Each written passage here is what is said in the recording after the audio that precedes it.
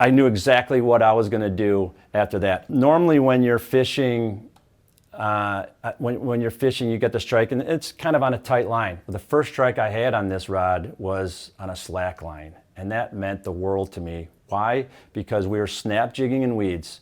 So when you're snap jigging, you're throwing out these long casts, and you're not sure what you're hitting. You think you're hitting some weeds. We're trying to target weed areas, and you would kind of let it sink, and then I was able to tell when my jig and my paddle tail was hitting weeds. Well, that's time to snap jig. And then I was going through these snaps and reeling fast, snaps and reeling fast. So on that snap, your line goes slack. There's no direct connection besides a slack line between that lure and my hand.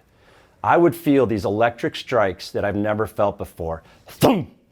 I knew exactly what I was going to do after that. Reel down, set the hook. Sure enough, we ended up catching 15 to 20 walleyes that day, most of them on slack line, which on another rod, I may have missed it.